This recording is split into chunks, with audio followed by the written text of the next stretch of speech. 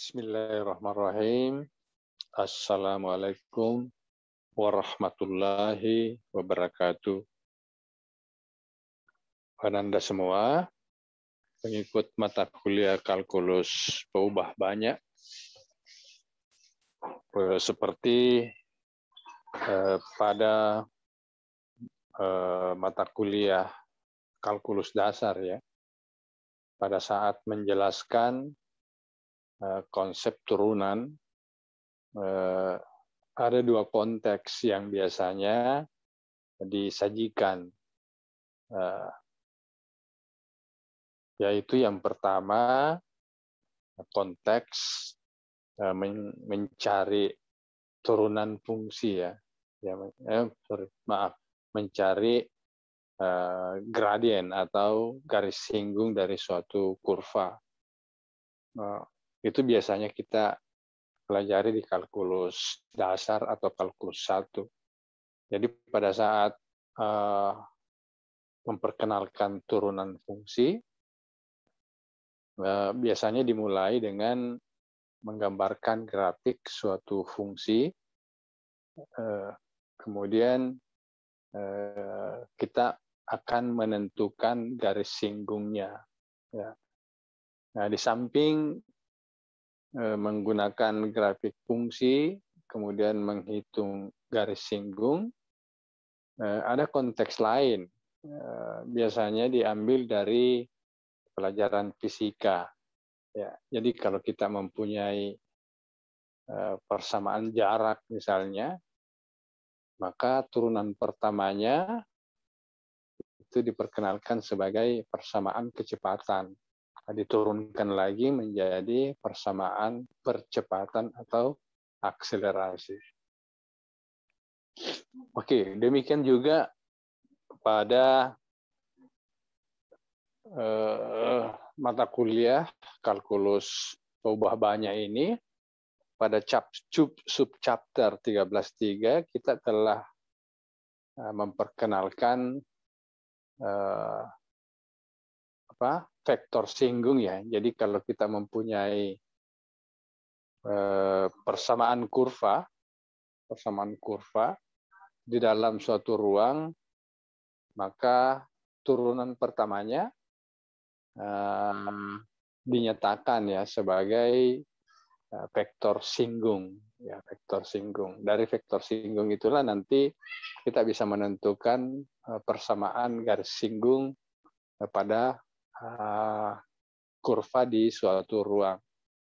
Ya, kemudian pada pembahasan kita kali ini kita akan memandang fungsi vektor dari suatu kurva di dalam ruang itu merupakan fungsi pergerakan partikel ya, pergerakan benda di dalam ruang.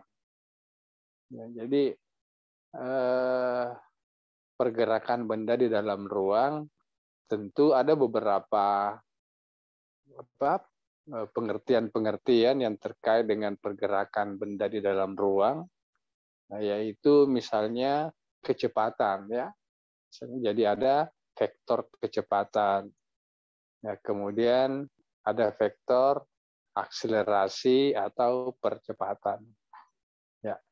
Oke, Ananda, kita mulai dengan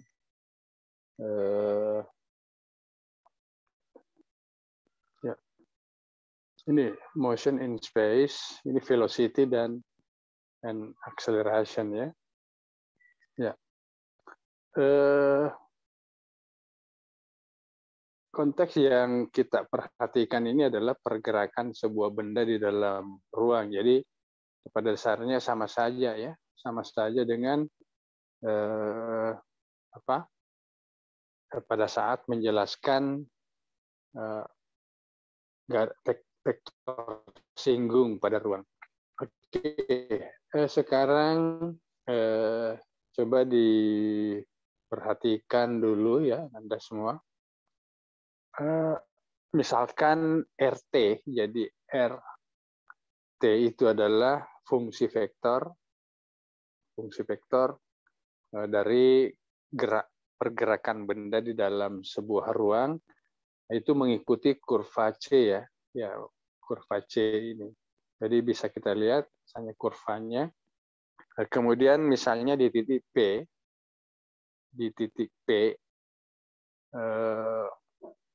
fungsi vektor dari posisi benda yang bergerak itu adalah RT. Jadi di titik P ini fungsi vektornya adalah RT. Kemudian bergerak lagi ke titik Q ya, jadi bergerak melengkung ke titik Q. Nah, pergerakannya itu karena adanya pertambahan parameter T ditambah dengan H ya, dengan H. Jadi R T ditambah H. Ya, itu di titik Q jadi vektornya ini. Nah, karena P dan Q adalah posisi-posisi posisi partikel yang bergerak di dalam ruang, maka pada saat H, jadi pertambahan nilai T sebesar H, pada saat H-nya mengecil, sangat kecil misalnya, biasanya dipandang H menuju 0, maka perubahan P ke titik Q itu akibatnya Q itu sangat dekat dengan titik P. Jadi titik Q akan sangat dekat dengan titik P. Nah, apa yang terjadi pada saat itu? Kita akan mendapatkan vektor turunan R di titik P. Ya. Nah, turunannya adalah R aksen. Nah, R aksen ini sama dengan vektor kecepatan di suatu titik. Nah, kata di suatu titik menunjukkan bahwa pertambahan nilai T yaitu sebesar H, H-nya sangat kecil. Jadi hanya menuju 0. Ya, seperti itu. Nah, kita definisikan seperti ini. Ya. Nah, VT. Ya, VT. Ini VT-nya itu ada limit H menuju 0, R T plus H dikurangi RT per H. Ini sama dengan R aksen T. Ya. V di sini disebut vektor kecepatan ya, kecepatan dalam bentuk vektor. Ya, jadi besarnya kecepatan itu biasa disebut dengan apa? Speed ya. Ya, dengan speed. Speed itu adalah besar dari atau panjang dari vektor velocity. Ya, kecepatan tetapi bukan vektor ya, bukan vektor. Kalau velocity adalah kecepatan tetapi kecepatan berarah. Ya, jadi besarnya kecepatan berarah atau panjang vektornya itu sama dengan speed-nya. Speed ya merupakan turunan dari fungsi R aksen, fungsi R atau R aksen tersebut. Ya, baik. Nah, kita ambil contoh yang agak mudah ya. Ya. Yang pertama adalah kita lihat di contoh 1. Kita lihat vektor posisi dari objek yang bergerak di dalam suatu bidang. Nah, rupanya ini ruangnya adalah bidang. Ini diberikan oleh RT sama dengan apa? R pangkat 3I ditambah T berpangkat 3I ditambah T kuadrat J. Ya. Nah, tentukan velocity, speed, dan akselerasi pada saat T sama dengan 1 dan ilustrasikan secara geometri. Ya, saya kira ini karena RT-nya adalah T pangkat 3I ditambah T kuadrat J, maka kita langsung bisa turunkan ya. Turunkan. Ya. Turunannya adalah VT, ya, tinggal kita turunkan masing-masing. Untuk komponen I, T berpangkat 3 kita turunkan, itu menjadi apa? 3T kuadrat I. Nah, kemudian untuk komponen J, T kuadrat J, itu menjadi 2T. Ya, 2T. Nah, kalau diturunkan lagi, kita akan mendapatkan vektor akselerasi, ya, atau vektor percepatan. 3T kuadrat I diturunkan menjadi 6TI. Nah, kemudian 2T J diturunkan menjadi 2J. Ya, tinggal kita substitusi nilai T sama dengan 1, ya. Nah, T sama dengan 1 itu artinya apa? Objeknya dalam posisi tertentu, ya.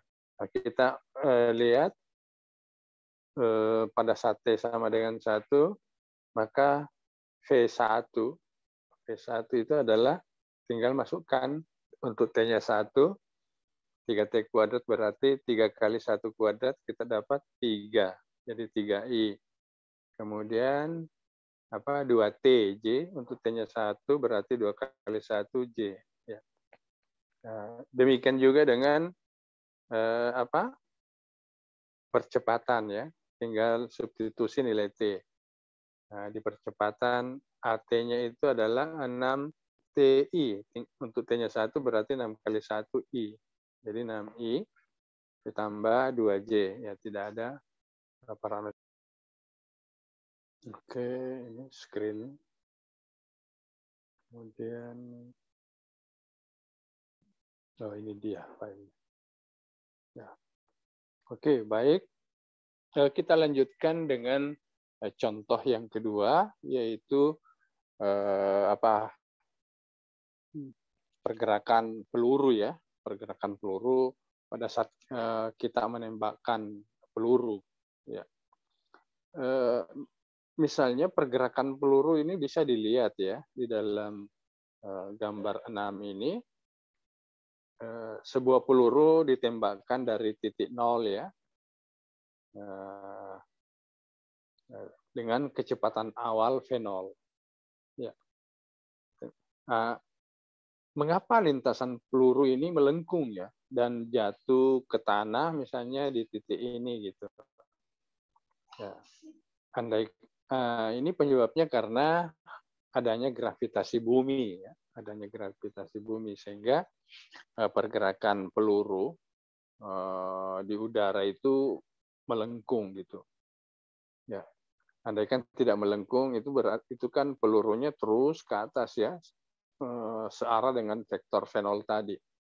Ya. Jadi ini fenomenanya. Saya kira ini di pelajaran fisika biasanya kita dapat, ya, waktu SMA. Nah, kita akan melihatnya menggunakan kalkulus. Ya, oke. Nah, gerakannya seperti ini, ya. Kita akan membahas gerakan peluru mulai dengan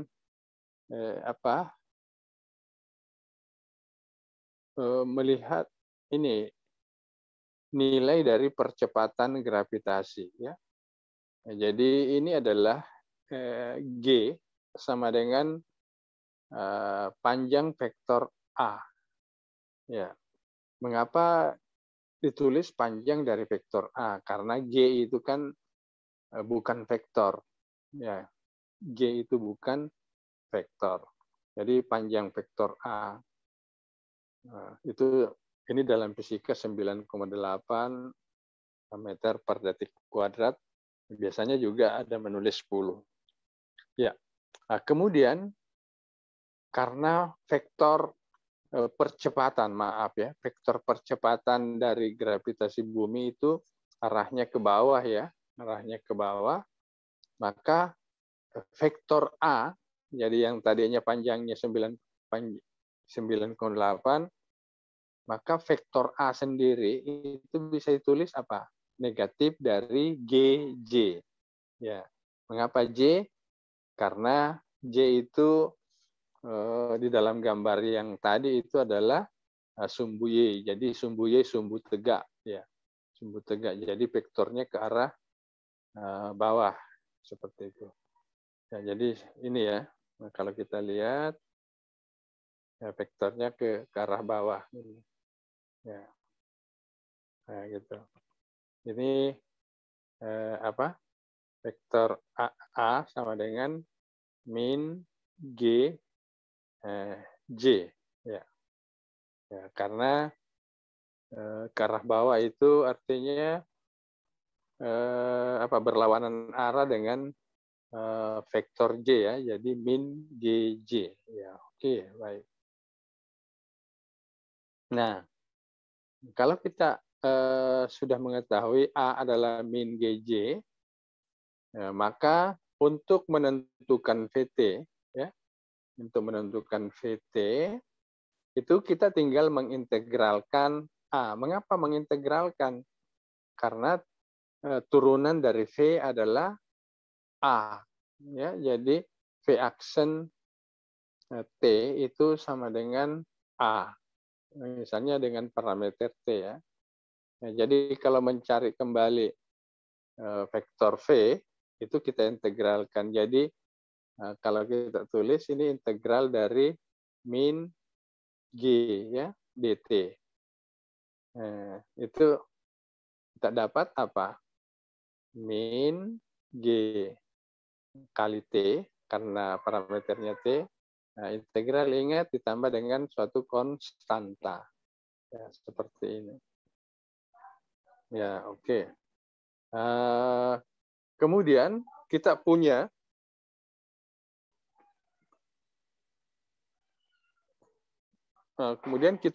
fenol tadi ya, fenol. Nah, kalau kita masukkan fenol dengan tentu T-nya 0 ya. Jadi kalau T-nya 0, kita dapat apa?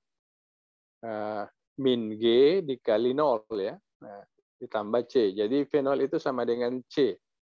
Ya, sehingga VT-nya adalah ini. Min GT J ditambah fenol.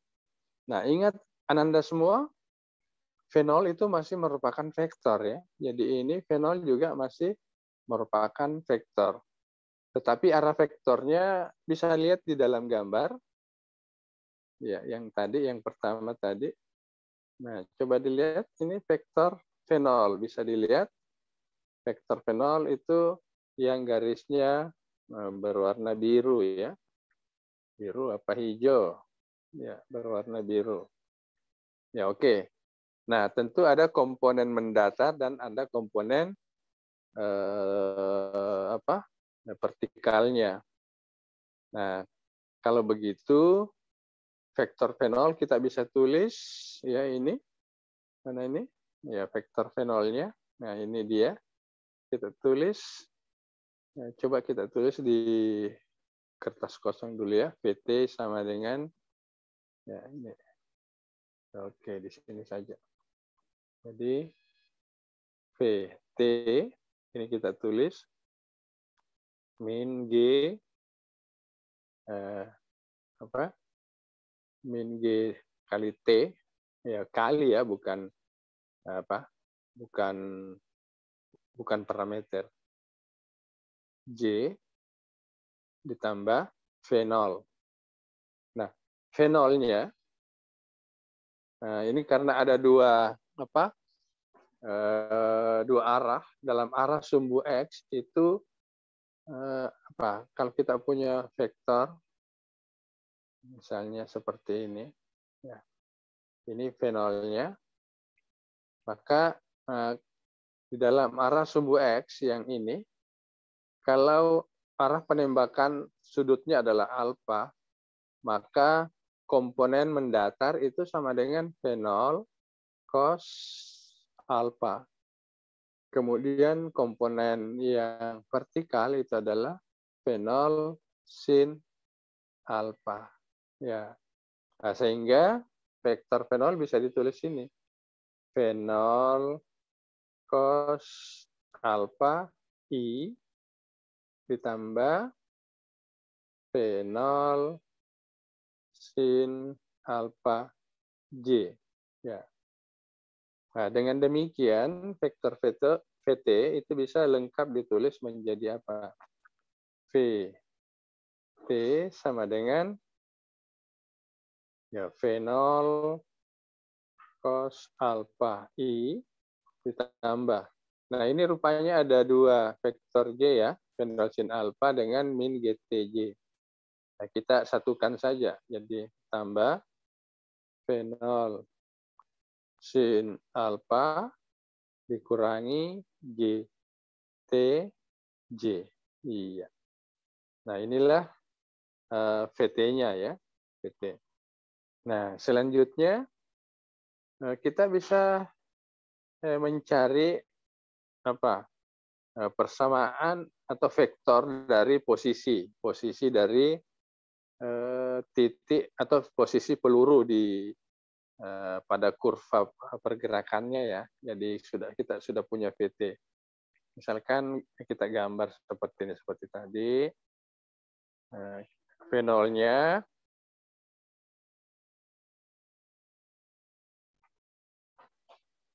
ya gambarnya seperti ini ya. Gambarnya seperti yang saya terlihat di layar ya. Ini adalah V0. Nah, kemudian sama dengan di persamaan itu tadi VT-nya. Jadi kalau posisinya di sini, maka kecepatannya itu apa? Ya, seperti ini ya, arahnya ke bawah ini. Ya. Nah, ini adalah VT-nya. Tetapi vektor dari posisi titik itu ke sana ini adalah apa? RT. Nah, bagaimana mencari vektor RT? Itu kita integralkan kembali VT yang kita sudah peroleh tadi ya. Ya, kita integralkan terhadap T. Jadi VT itu adalah integral maaf bukan VT, RT ya, RT. Ya, RT integral dari VT dt. Iya. Nah, kalau kita integralkan tentu kita bisa lihat di sini ya. Nah, jadi RT ini sama dengan, nah kita integralkan VT-nya. Nah, integralnya V0 cos alpha. Nah, karena tidak ada parameter T-nya, tinggal kita kalikan saja dengan T. Jadi, oke, atau kita tulis dulu. Integral dari V0 cos alpha, mana ini? Iya, cos alpha I, nah ditambah apa? V0 sin alpha dikurang GT J ya. Oke. Kemudian semuanya dikali DT. Iya. Nah, seperti itu. Nah, kalau kita integralkan, ini sama dengan apa? V0 cos alpha T I. Sorry, jadi ada perkalian T ya. Kemudian ini apa? V0 sin alpha T dikurangi. Nah, di sini ada T ya. Berarti integralnya 1/2 T kuadrat. Sehingga seluruhnya menjadi 1/2 GT kuadrat. Ya. Kemudian J di luar. Inilah RT. Ya. Nah, kalau misalnya tujuan kita adalah menentukan berapa sudut yang sebaiknya, sudut tembakan yang sebaiknya kita gunakan, maka kita bisa melihat ya di grafik pada saat posisi peluru itu jatuh kembali ke tanah di sini. Nah, tentu di dalam vektor RT itu pada saat pelurunya sudah ada di tanah itu artinya apa? Komponen Y-nya, jadi komponen Y-nya ini sama dengan 0. Ya, komponen Y sama dengan 0. Ya. Oke. Nah, kalau begitu yang sama dengan 0 adalah ini gitu ya. Ya, jadi ini sama dengan 0. Nah, kalau misalnya fenol, jadi kalau fenol sin alfa T dikurangi 1/2 GT kuadrat ini sama dengan 0, maka kita bisa cari nilai T-nya ya, nilai T. Nilai T-nya berarti kita dapat apa? Masing-masing kita bagi dengan T. Nah, tinggal fenol sin alfa dikurangi 1/2 GT sama dengan 0. Sehingga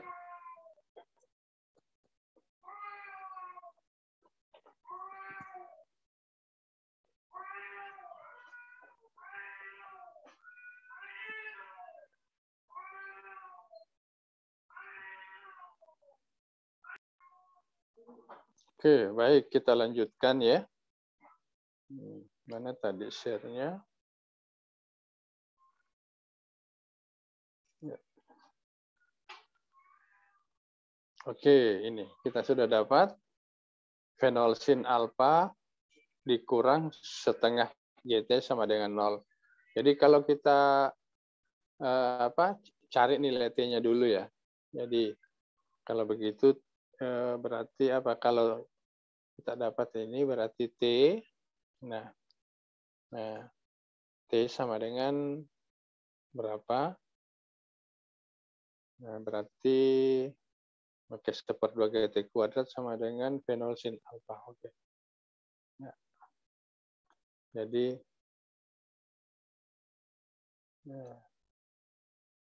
ada kesalahan mungkin di integralnya ya. Masa tidak? Tidak ada masalah. Karena fenol. Iya, bagus. Ya, berarti 1/2 GT sama dengan fenol sin alfa. Ya. Berarti 1/2 GT sama dengan fenol sin alfa. Atau T sama dengan, ya kita bawa ke ruas kanan.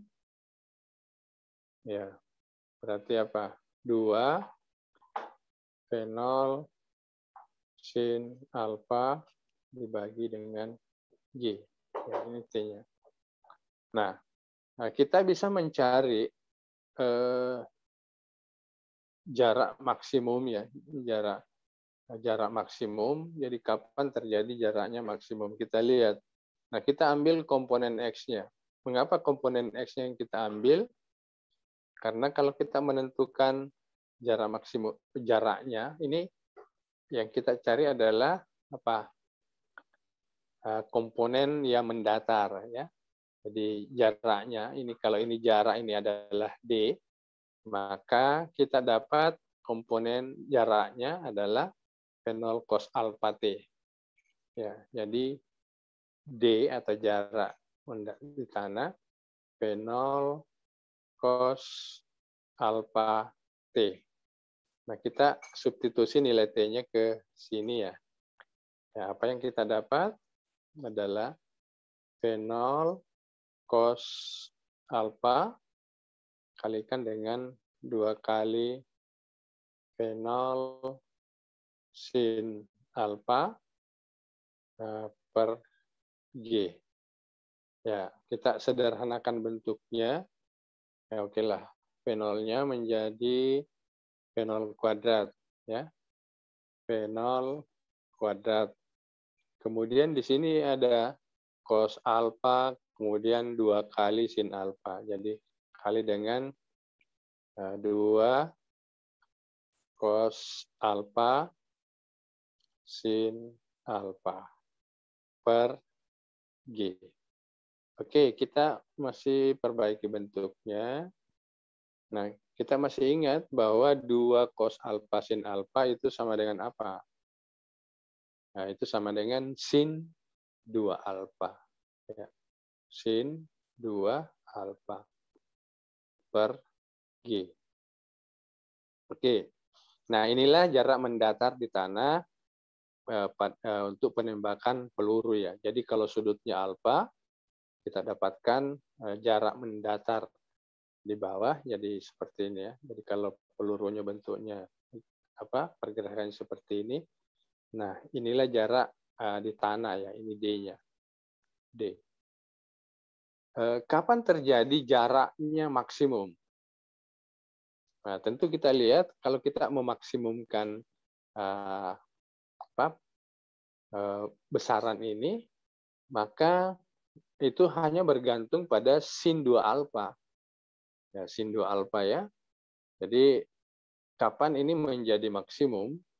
Ya, kalau sin 2 alfa itu paling besar nilainya. Nah, karena nilai sin itu paling besarnya 1, maka kita bisa katakan bahwa untuk jarak maksimum kita peroleh kalau sin 2 alfa sama dengan 1. Ya, jadi sin 2 alfa sama dengan 1 artinya apa? Sin 2 alfa ini sama dengan 1. Kapan sudut nilai sinnya 1? Berarti apa? 2 alfa itu apa? Pi per 2 atau 90 derajat ya. Atau di sini alfanya adalah pi per 2 dibagi 2 pi per 4. Ya, kalau pi per 4 180 bagi 4 ini sama dengan 45 derajat. Oke. Jadi dengan demikian jarak terjauh dari penembakan peluru itu dapat kita peroleh kalau penembakannya itu sudutnya itu adalah 45 derajat. Ya, itu kita dapat nilai maksimum. Jadi nilai maksimum dari jarak. Nah, dengan demikian kita bisa tulis